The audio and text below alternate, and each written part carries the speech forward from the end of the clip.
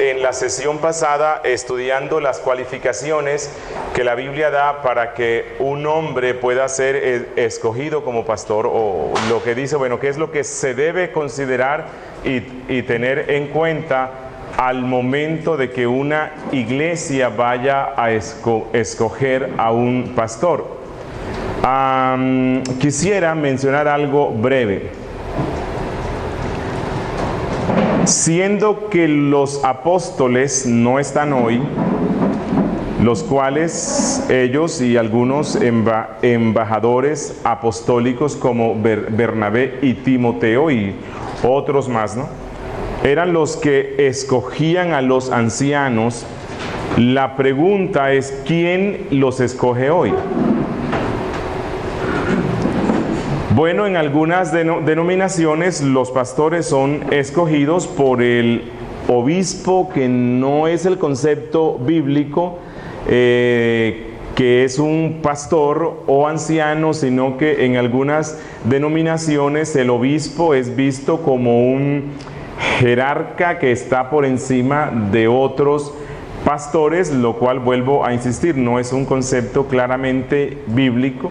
Entonces, en algunas denominaciones tienen al obispo y es el que se encarga de escoger al pastor. En otras denominaciones tienen unas juntas denominacionales, las cuales se encargan de escoger al pastor, pero estas cosas claramente no se logran ver en la Biblia. Yo estoy convencido que la Biblia nos muestra un sistema de gobierno de iglesias locales que conservan cierta autonomía, o que son, tienen autonomía, las cuales son gobernadas por un grupo de ancianos, pero a la misma vez hay cierto congregacionalismo.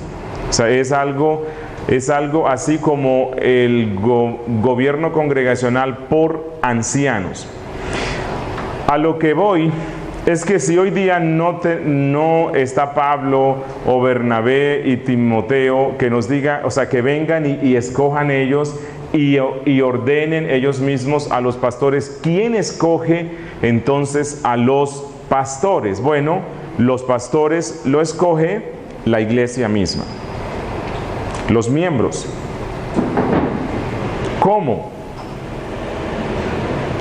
Los escoge uno comprendiendo y conociendo bien las cualificaciones que ya Pablo dio. La iglesia mira a los hombres que hay, evalúa esta cualificación, los dones. El pastor es un hombre que debe tener el don de la enseñanza, es un hombre que puede predicar, es un hombre que puede aconsejar, es un hombre confiable, ¿no?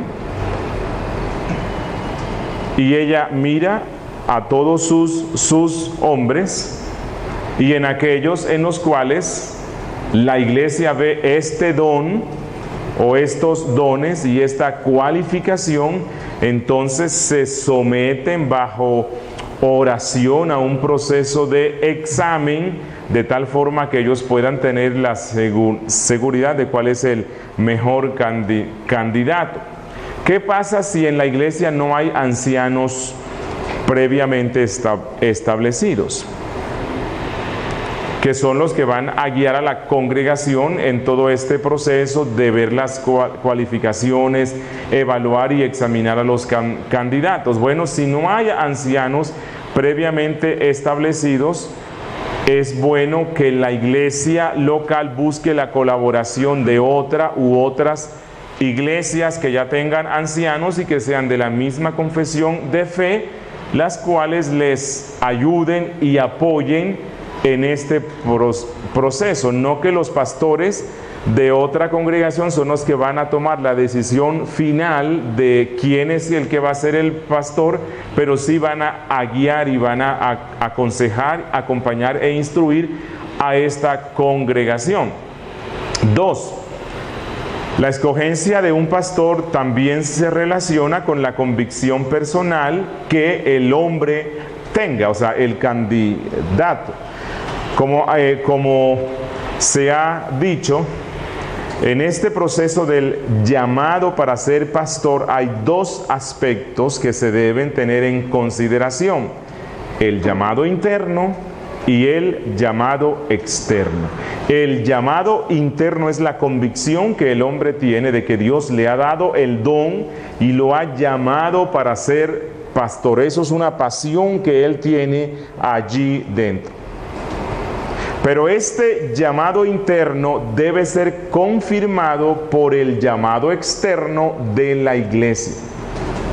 Si solamente él se está viendo como pastor y nadie más lo está viendo como pastor, ni la esposa misma, algo está grave ahí.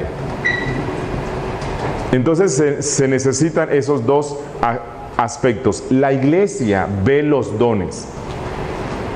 Y en el instante que se va a escoger a un nuevo pastor, la iglesia tiene su voz y su voto. Y ella dice, mire, en Pepito Pérez estamos viendo a un hombre con los dones y conforme a la cualificación que la Biblia da.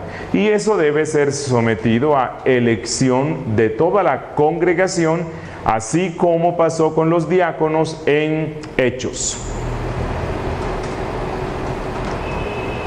No es que vamos a presentar dos candidatos como en el sistema democrático, y ahí es donde quiero que se haga esta distinción. La democracia, tal como la practicamos hoy, no es un concepto bíblico como algunos lo tratan de presentar. No. Si hay dos hombres en los cuales la iglesia ve estos dones y se postulan como candidatos, no es para ver cuál de los dos gana, no. Posiblemente es para ver si la mayoría de la iglesia está de acuerdo con que estos dos hombres pueden ser pastores. Ahora, es posible que la mayoría de la iglesia diga no, solamente este hombre es en el cual vemos ese don y en este otro hombre no. Pero no es una competencia como quién gana. Si hay 4 o hay 5, se somete a votación para ver si los 5 son reconocidos por la iglesia. Ahora, puede que no sea, sino solamente 3, 2, 1. ¿Bien?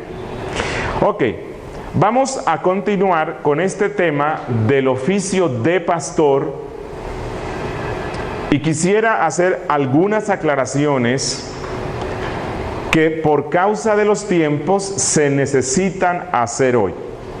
Hace un siglo o más este tema no era un tema conflictivo, pero hoy día sí lo es.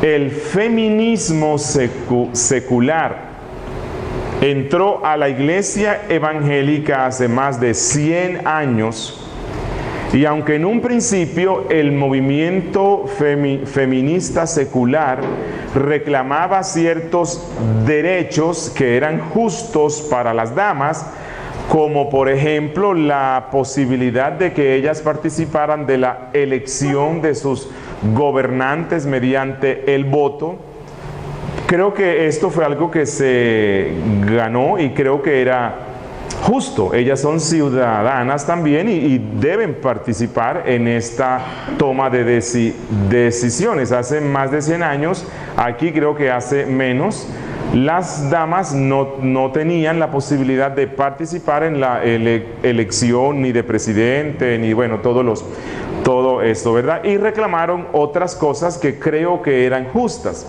Pero cuando este movimiento feminista vio que el camino no era tan difícil y que habían conseguido estos logros, entonces sus expectativas se abrieron y se fueron más allá de lo justo y empezaron a reclamar cosas extras que en vez de hacerles bien, les ha hecho mal. Hace un tiempo leí una editorial en El Tiempo, que es un diario colombiano, y una feminista escribía y decía, voy a parafrasearlo, no recuerdo textualmente, pero ella dijo algo así: las mujeres hemos sido doblemente tontas, porque hace un tiempo solamente los esposos iban a las empresas, trabajaban nosotras nos quedábamos en casa, atendíamos a los niños, arreglábamos la casa, pero no nos teníamos que preocupar por el sostenimiento. Gracias al movimiento feminista se consiguió que las damas también puedan ir a las empresas y salgan como los esposos, y ellas están 8 horas o 10 horas allá trabajando duro, pero cuando vuelven a la casa les toca hacer lo que tradicionalmente las damas realizan en su casa. Y ella decía, ahora somos doblemente tontas porque tenemos doble carga. Entonces, a lo que voy es, el movimiento feminista luchó por algunas cosas justas, pero luego empezó a reclamar cosas que eran evidentemente contrarias a la lógica y a la razón que Dios mismo puso en la sociedad. Pero este movimiento feminista secular también entró a la iglesia evangélica, y las damas también empezaron a reclamar derechos para sí que la Biblia, Dios y el Evangelio no les daba.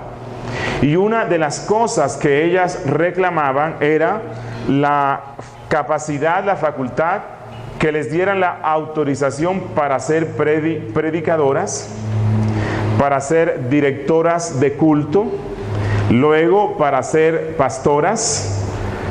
Hoy día, en esos días, escuché recientemente hablar de obispas, y en la iglesia de Inglaterra, me imagino que no, dentro de poco considerarán tener una arzobispa. Entonces, ya hay apóstolas. Wow. Ok.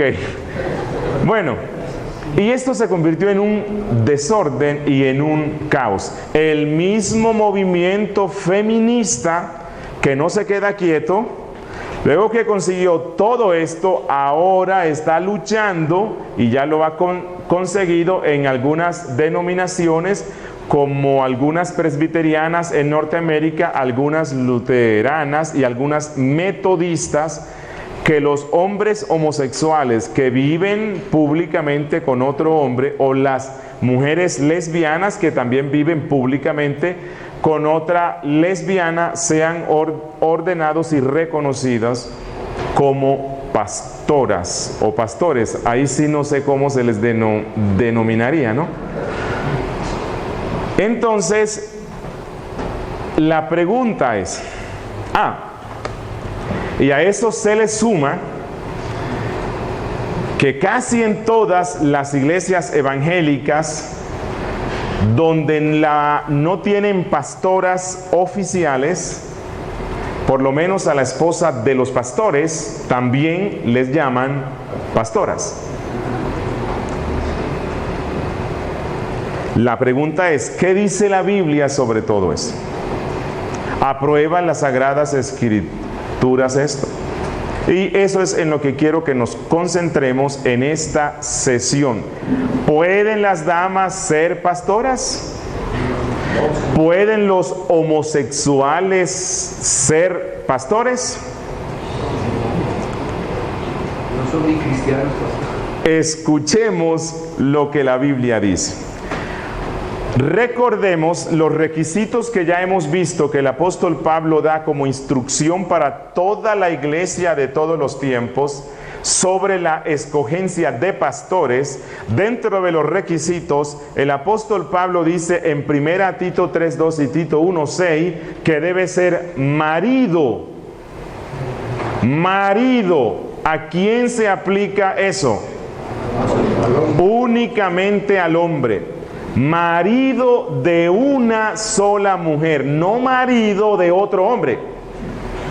Marido de una sola mujer. Esto excluye a las mujeres, porque Pablo no complementa diciendo que si alguno anhela ser obispa, entonces que sea esposa de un solo hombre, sino que él dice que sea marido de una sola mujer, y excluye a todos los homosexuales.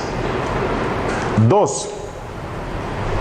Esto es claro en el resto de la Biblia. No es doctrina de un solo versículo, como algunos dicen. Toda la Biblia está llena de instrucciones, mandatos y ejemplos que nos muestran que el ministerio pastoral es exclusivamente para varones. El apóstol Pablo, en primera a Timoteo capítulo 2, nos da algunos principios doctrinales claros sobre esto. Primera Timoteo capítulo 2, verso 11.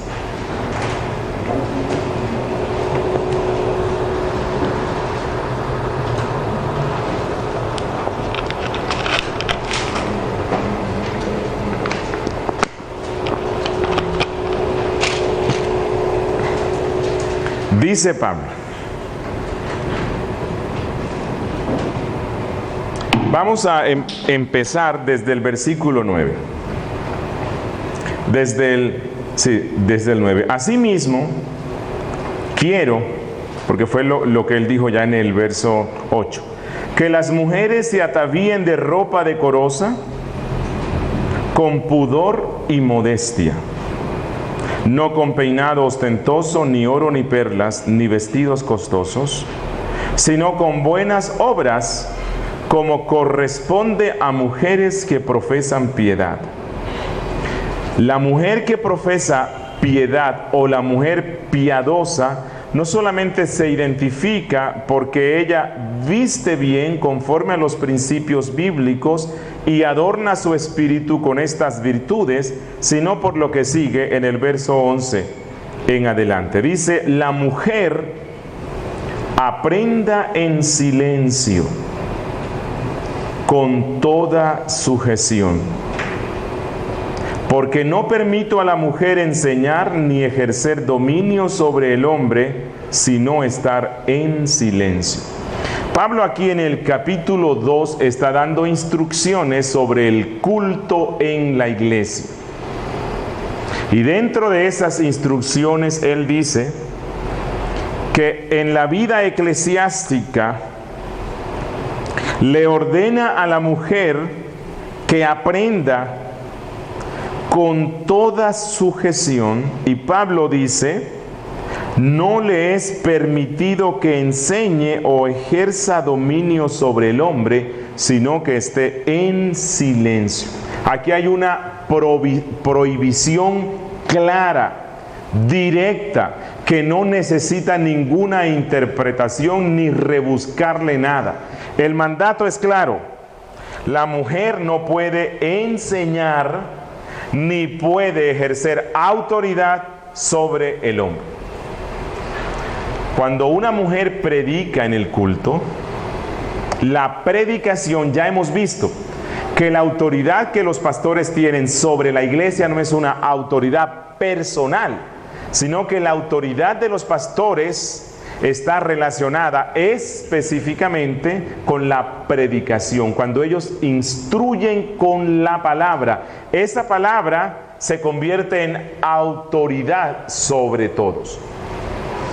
Entonces, si una dama predica o enseña a los hombres, ella misma se convierte ella misma está ejerciendo autoridad sobre los varones al predicar. Y por eso es que Pablo dice, le prohíbo a la mujer enseñar o ejercer dominio sobre el hombre. Ella debe aprender en la iglesia en silencio, es decir, no usurpando esta responsabilidad que Dios le ha dado al hombre. Pero cuando uno dice esto, y esto no se oye casi hoy, ¿no? O sea, cuando uno dice esto, piensan, ese hombre es un triglodita, un dinosaurio, machista, desconoce el contexto en el que estamos, no es consciente del avance de los tiempos y de la sociedad. Entonces algunos dicen, lo que pasa es que eso es algo cultural, y en la cultura en la que estaba Pablo no se acostumbraba a eso. Pero vamos a ver cuáles son las razones, las argumentaciones teológicas que Pablo da. Dice en el verso 3, Pablo aquí da argumentos, razones de por qué solamente al hombre Dios le ha dado la autoridad para que sea pastor, predicador, director de culto, guía de las oraciones en el culto. Porque Adán fue formado primero, después Eva, y Adán no fue engañado, sino que la mujer, siendo engañada, incurrió en transgresión. ¿Hay aquí algo cultural? No, esto no es algo cultural. Él toma un argumento de la creación. Y todo lo que fue dado en la creación persiste y existe mientras la creación existe. Repito, todo lo que fue establecido en la creación tiene vigencia mientras la creación exista. Por ejemplo, en la creación Dios estableció el principio del trabajo durante 6 días y el descanso de un día de reposo. Este principio continuará vigente mientras la creación exista, que el hombre debe trabajar 6 días y descansar un día. En la creación, Dios estableció, cuando el hombre peca, en la creación Dios estableció el principio del matrimonio, la institución del matrimonio. Esto sigue vigente mientras la creación exista. Una vez que esta creación presente termine, o que este estado presente de cosas termine y empiece esa nueva creación, entonces ya no necesitaremos trabajar 6 días y descansar 1, porque vamos a entrar definitivamente al reposo. Cristo dice que ya la institución del matrimonio no existirá, que nosotros vamos a ser como los ángeles en el sentido de que no nos vamos a casar más. Así que si usted quiere conocer lo que es el matrimonio, tiene que ponerse pilas, ¿no? Sí. Cuando el hombre peca, Dios dice: trabajarás duro, la tierra no te remunerará de la misma forma el trabajo que tú das, de tal manera que te vas a ir desgastando hasta que mueras y vuelvas al polvo, porque polvo eres y al polvo volverás. Este principio rige mientras esta creación exista. Está establecido para todos que mueran una sola vez y después de esto el juicio. Dios le dijo a la mujer luego que peque: con dolor tendrás tus hijos. Seguirá vigente mientras la creación exista. Dios dijo a Adán luego que él peca: la tierra de manera natural únicamente producirá cardos y espinos. Y si tú quieres comer algo rico de la tierra, tienes que trabajarla y trabajarla duro. Pregunto, si usted tiene un lote, una finca, y la deja abandonada por 15 años, ¿usted cree que cuando llegue va a encontrar manzanos, uvas, fresas? ¿Qué vas a encontrar? Cardos y espinos. Todo eso, todo lo que fue dado en la creación tiene vigencia mientras la creación exista. Y lo que Pablo dice es: el orden en el cual Dios creó al hombre y a la mujer no fue una casualidad. No fue que Dios hizo el muñequito y ándale, me salió hombre. Yo no pensaba eso. No. Pablo dice, y la Biblia misma nos muestra, que Dios, quien es supremamente sabio, cuando diseña y crea todas las cosas, Incluso el orden en el que las crea refleja el propósito que Él tiene. Y Pablo dice que cuando Dios creó al hombre primero que a la mujer, Él tenía un propósito, mostrándonos que el hombre iba a ser cabeza de la esposa o de la mujer, y la mujer iba a estar en sujeción al hombre. Esos fueron los roles que Dios dio. ¿Por qué? Porque Dios quiso así, y porque el Dios sabio consideró que era bueno así. Y aquel que proteste contra este diseño de Dios está pensando y diciendo que Él es más sabio que Dios. Dice Pablo, porque Adán fue formado primero, después Eva. Y luego da otro argumento relacionado con la introducción del pecado en el género humano. Y él dice, y Adán no fue engañado, entiéndase aquí, y Adán no fue engañado primero, sino que la mujer, siendo engañada, incurrió en transgresión. La introducción del pecado en el género humano entró por la mujer. Y todo esto estaba diseñado en el plan eterno de Dios para mostrarnos que el propósito de Él era que entre estos dos el hombre asumiera el rol de cabeza y guía y la mujer de sujeción. Posiblemente lo que Pablo dice aquí es, el pecado entró en el mundo por varias razones, y una de estas razones es que la mujer usurpó la responsabilidad que era del hombre. Cuando la serpiente va donde ella y le da una clase de teología, porque eso fue lo que hizo. Uno de los primeros profesores de teología que existieron en el mundo fue el diablo. Solo que fue una teología distorsionada, ¿no? Dios dijo, no comas, porque si comes, mueres. El profesor de teología dijo, come y vas a ser como Dios. Por cierto, una de las enseñanzas que el hombre más desea, que más le gusta, que le digan que él puede ser muy grande. Siendo que Dios le dio a Eva, a su esposo, para que fuera su sacerdote, cabeza, guardián, protector, santificador, instructor, teólogo. Y les voy a mostrar luego que es así. Dios ha dado al hombre para que sea un instructor teológico para con su esposa. Cuando ella recibe esta instrucción, ella debió consultar con su esposo, pero no fue así. Y ella come y luego va donde él. Y Pablo dice que todo esto lo que nos estaba mostrando es que el rol de la mujer es estar en sujeción al hombre. Y entonces él dice, prohibido. Oiga, aquí ni siquiera es como una recomendación. Aquí hay una prohibición. Porque no permito a la mujer enseñar ni ejercer dominio sobre el hombre, sino estar en silencio.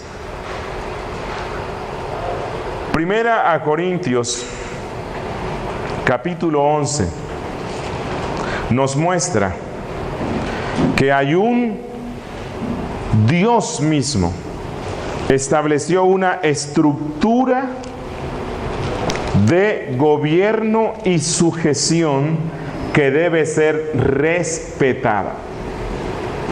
Que Dios, así como puso apóstoles, ancianos, diáconos y a la membresía, también en las relaciones humanas Dios puso una estructura. Y miren la estructura que puso Dios. Aquí está en 1 Corintios 11:3. Dice, pero quiero que sepáis que Cristo es la cabeza de todo varón. Él está arriba, ¿no? Y el varón es la cabeza de la mujer. Luego de Cristo en este tema de la autoridad, luego de Cristo viene el varón. Y luego dice Pablo que viene la mujer. Y por encima de Cristo está Dios. Entonces vamos a dibujar mentalmente esta estructura de autoridad.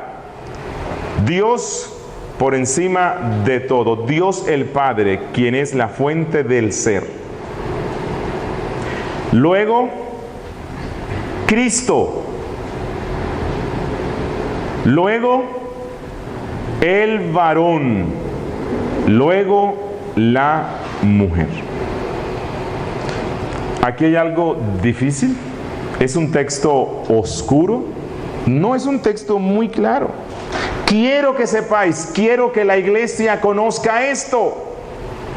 Quiero que todos estén convencidos de esto, que Dios es la cabeza de Cristo, Cristo es la cabeza de todo varón y el varón es la cabeza de la mujer. ¿Y cabeza qué significa? Cabeza tiene la connotación de fuente, ¿cierto? Cabeza tiene la connotación de guía, cabeza tiene la connotación de gobernante, cabeza tiene la connotación de autoridad. Todo eso está allí. Cristo es la cabeza, Dios es la autoridad de Cristo. Eso es lo que la Biblia dice. Cristo, cuando vino al mundo, Él dijo: yo no hablaré mis palabras, sino las palabras del Padre. Un día, hablando con el Padre, Él dice: Padre, he hecho todo lo que tú me dijiste que hiciera. El Hijo vino en sujeción al Padre. Eso es lo que significa cabeza. Y cuando dice que Cristo es cabeza del varón, lo que da a entender es que todo varón debe una sujeción especial a Cristo, debe conocer la mente de Cristo, porque Él tiene la responsabilidad de ser cabeza y autoridad sobre la mujer, y Él debe hacerlo de la mejor manera. Esto es lo que significa aquí. Y el verso 8 y 9 dice: porque el varón no procede de la mujer, sino la mujer del varón, y tampoco el varón fue creado por causa de la mujer, sino la mujer por causa del varón. Hay algunos intérpretes que se identifican con algo nuevo que se está dando hoy en la hermenéutica de los seminarios evangélicos, lo cual es muy parecido al liberalismo teológico. Pareciera ser como más conservador, pareciera ser como menos peligroso, porque no descarta los milagros que la Biblia tiene, y es a lo que se le llama la nueva hermenéutica. La nueva hermenéutica, que se aplica en todo el mundo, no solamente en los aspectos religiosos, nos dice que los escritos deben ser interpretados desde el contexto, no del que escribe, sino del que lee. Y esto es algo que está entrando incluso en seminarios que han sido considerados evangélicos y conservadores. Los escritos se interpretan no desde el contexto del que escribe, sino del que lee. Bueno, eso es una diferencia radical con los principios hermenéuticos o de interpretación que han caracterizado a la iglesia cristiana, que es que los escritos, que la Biblia debe interpretarse a la luz del contexto del autor y de los receptores primarios, que debe primar el principio histórico gramatical, el cual van a verlo en un curso de hermenéutica. Entonces algunos lo que dicen es: no, aquí cabeza se refiere a fuente, fuente de la existencia. Entonces Cristo es la fuente de la existencia del hombre, el hombre es la fuente de la existencia de la dama. Allí tenemos un inconveniente, ¿no? Porque si bien es cierto que Dios crea el cuerpo de la mujer a partir del varón, realmente la fuente de la existencia de las damas es Dios mismo. Y tendríamos otro inconveniente, y el inconveniente es que entonces, como Dios es la cabeza de Cristo, significa que Cristo deriva su existencia del Padre y depende para su existencia de Dios Padre. Bueno, creo que esas son doctrinas muy cuestionables. Más bien, la interpretación normal, sencilla, simple, lo que el texto dice. Aquí Pablo habla de la autoridad. Luego, Pablo se mete con el tema del velo. Y él dice que lo más conveniente en el culto es que las damas usen velo como una señal de que están bajo la autoridad del hombre. Ese es el principio que Pablo da. No estoy metiéndome aquí con el tema de si deben usar o no velo, pero quiero mostrarles que el gran principio rector del que Pablo habla aquí es el de la autoridad. Y lo que Pablo dice es, la mujer está en sujeción al hombre, el hombre a Cristo, Cristo a Dios. Y esa es la estructura que nos ha dado Dios. En la próxima sesión vamos a continuar con este tema, que es un tema muy importante a causa de la confusión que hay en nuestros tiempos.